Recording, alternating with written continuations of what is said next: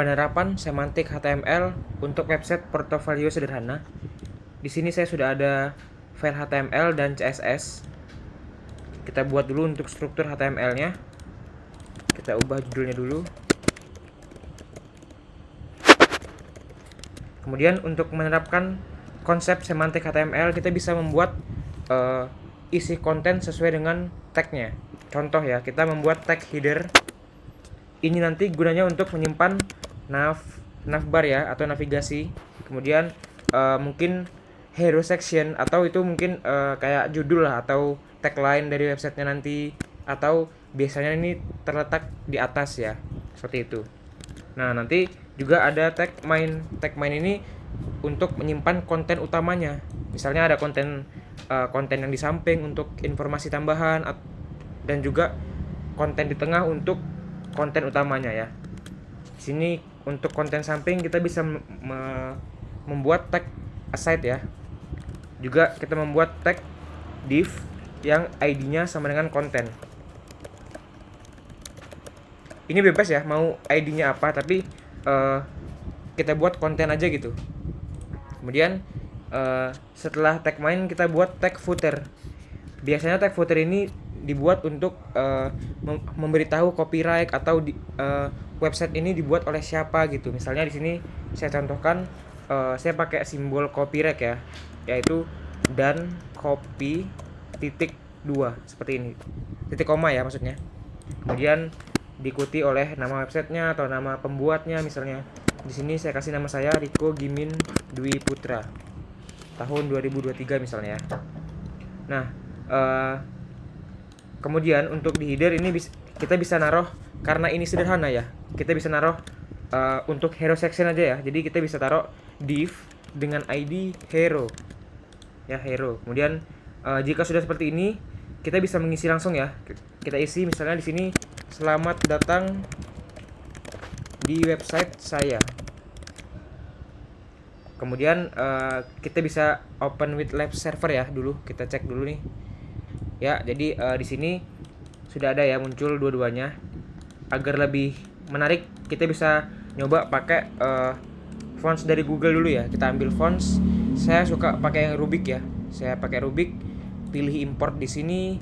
Kemudian kita copy yang di dalamnya ini. Kemudian kita masukin ke dalam file CSS-nya. Sebelumnya kita harus memanggil dulu ya file CSS-nya, style.css. Setelah itu kita bisa ngasih tahu bahwa body ini akan menggunakan font family dari Rubik ya, Rubik. Kemudian font cadangannya adalah sans serif.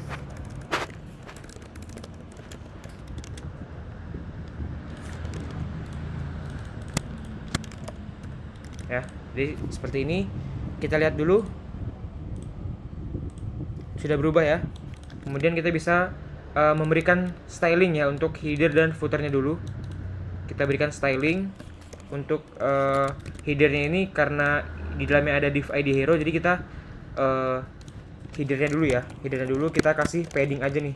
Kita kasih padding 20 pixel ya. Kemudian di ID hero kita bisa ngasih mungkin teksnya di tengah aja ya, text align center sudah di tengah. Kemudian kita bisa membuat background colornya menjadi misalnya warna royal blue ya, seperti ini ya.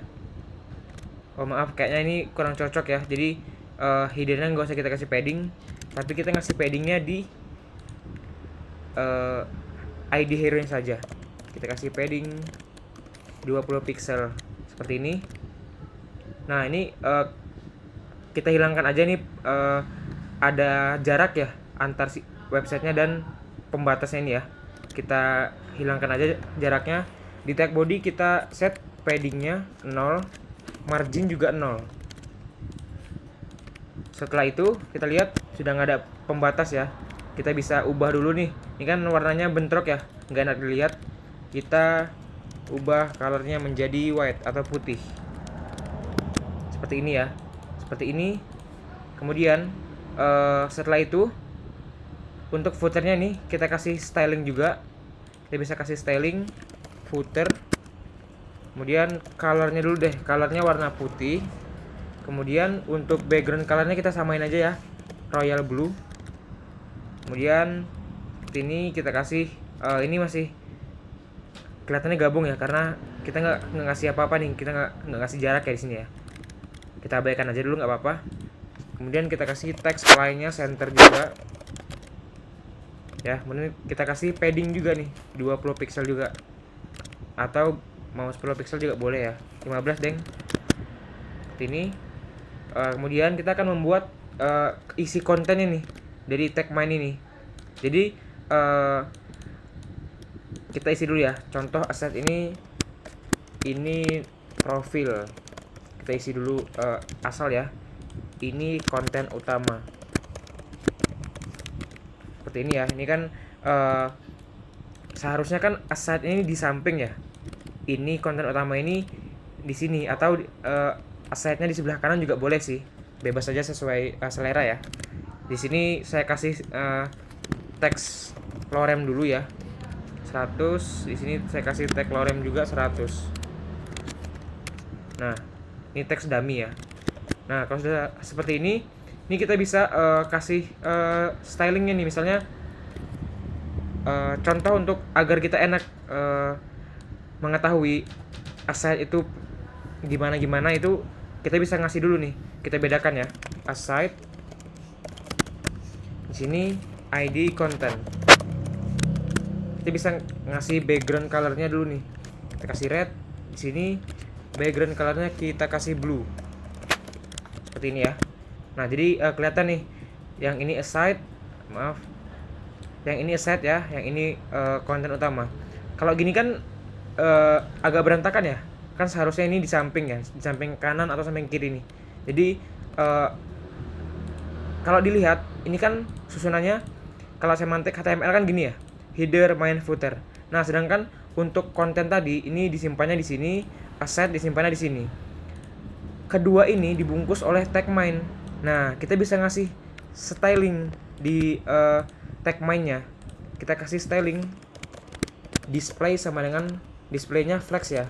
Flex itu agar tampilannya menjadi ke samping nih. Nah, seperti ini. Nah, kemudian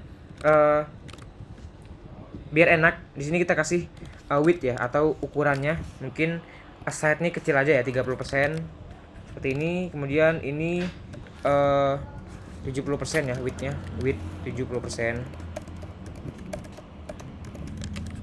Seperti ini ya, biar lebih enak. Kemudian kita coba kasih gap atau jarak antar kedua item. Atau misalnya di sini aside, sini ada div ID content, sini ada div mungkin div ID apa lagi segala macam. Ini jarak antar tiga ini otomatis konsisten diberikan oleh styling gap ini ya. Kita kasih gap 3 rem misalnya. Tadi ini kita hapus dulu ya, nggak perlu. Kita lihat ada jarak ya di sini ya. Nah, seperti ini. Biar lebih enak ya. Jadi bisa ngasih jarak otomatis nih. Kemudian di tag main kita nggak mau nih kontennya penuh ya di tag main. Kalau yang footer dengan header kan nggak apa-apa ya. Jadi kita berikan main ini padding 25 pixel deh. Nah, seperti ini lebih enaknya ya. Jadi rapi ya. Jaraknya juga kalau misalnya ada 3 item, jaraknya juga konsisten gitu. Dia nggak bakal berantakan, nggak bakal beda-beda gitu lah. Nah, seperti ini ya. Ini konsisten. Jadi jarak antara ini dan antara ini juga sama ya. Beda kalau kita misalnya kita ngasih styling di sini misalnya padding berapa, kemudian di konten padding berapa atau marginnya berapa, itu lebih ribet. Enaknya pakai gap gini langsung ya. Ini tadi kita hapus karena nggak penting. Seperti ini sudah. Kemudian tag aside-nya, background color-nya kita hilangkan. Kontennya juga ya seperti ini. Mungkin hero section-nya kita besarin ya, jadi 50 pixel kayaknya, seperti ini ya. Kemudian untuk tag di dalamnya itu kita bisa kasih tag H1 ya, biar besar. Jadi ini sebagai judulnya. Nah, seperti ini ya. Kemudian sudah seperti ini. Di tag aside kita bisa mungkin ngasih list ya, list. Misalnya sebelumnya kita kasih tag H3 dulu, profil gitu ya. Biasanya kan gitu ya, profile. Kemudian nama, kasih nama Riko Gimin Dwi Putra. Kemudian umur, misalnya umur 20 tahun. Kemudian universitas STIMIK Banjarbaru gitu ya. Kemudian semester 6. Nah, seperti ini. Kita bikin seperti ini. Kemudian untuk div ID konten mungkin kita bisa ngisi misalnya untuk pengalaman ya. Kita kasih H3 pengalaman magang. Saya pada tahun 2019 saya magang di PT Maritim Barito Perkasa. Saya magang di Departemen IT seperti ini, ICT. Nah, seperti ini. Lihat ya seperti ini ya. Tapi ini kayaknya terlalu polos banget ya. Kita bisa nambahin styling juga. Jadi setiap konten di aside, di konten di sini kita bisa nambahin class card ya. Div class card seperti ini. Kita bungkus nih semuanya nih pakai card. Nah, jadi nanti kalau misalnya ada konten lagi, misalnya pengalaman kerja di sini ya, pengalaman kerja, terus ada pengalaman apa lagi kita bisa nambahin. Kita bungkus pakai card ya, di sini juga nih. Kita bungkus pakai card seperti ini ya. Nah, ini kelihatannya nggak ada apa-apa ya, tapi belum kita kasih styling. Kita kasih styling di sini class card itu misalnya kalau border 1px gini, ini saya rasa nggak bagus ya. Nah, terkesannya ini terlalu kaku banget, jadi kita buat pakai box shadow. Kita kasih box shadow 2px light gray seperti ini. Nah, ini pembungkusnya ini nggak ada jarak, jadi kita kasih jarak dulu ya, atau padding atau jarak dalam.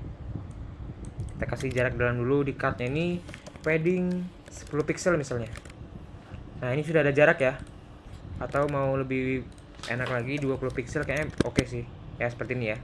Kemudian agar ujung-ujung ini tumpul ya, seperti ya website pada umumnya gitu yang lumayan bagus, kita kasih border radius atau ketumpulan pada ujung sisinya. Kita kasih 10px deh ya, jadi seperti ini ya, jadi lebih bagus. Jadi kita bisa nambahin lagi nih nanti nih di sininya sesuai dengan keinginan kita ya. Kita copy, kita paste di sini, kita paste lagi, nanti akan jadi banyak seperti ini ya. Jadi ini contoh sederhana penerapan semantik HTML, yang mana keuntungan dari semantik HTML ini adalah banyak sih. Salah satunya ya, meningkatkan SEO untuk website kita. Gunanya SEO itu apa? Agar website kita lebih peringkatnya lebih tinggi. Jadi kalau orang ya nyari website kita ya, kalau SEO kita tinggi, website kita akan muncul pada paling atas gitu, di paling atas. Nah, jadi semantik HTML ini penting karena kita ini kayak ngasih tahu nih ke Google atau ke search engine bahwa konten kita yang di dalam ini adalah header atau konten atas. Kemudian kita ngasih tahu juga nih kalau ini yang di dalam tag ini adalah footer atau biasanya tag untuk copyright atau apa gitu. Walaupun kalau ini kita ganti div juga nggak masalah. Ini kita ganti div juga nggak masalah ya. Jadi ini juga kita kasih div juga nggak apa-apa ya. Karena apa? Karena sebenarnya ini nggak ada gunanya juga. Dia nggak bakal ngerubah misalnya kalau tag footer tampilannya menjadi bagus, enggak. Tapi yang banyak orang nggak tahu adalah ini bermanfaat untuk meningkatkan performa dari website kita itu. Salah satunya adalah lebih dikenali oleh search engine kayak Google dan lain-lain gitu, agar website kita bisa muncul di paling atas lebih tinggi gitu dibanding website lainnya yang nggak menerapkan semantik HTML.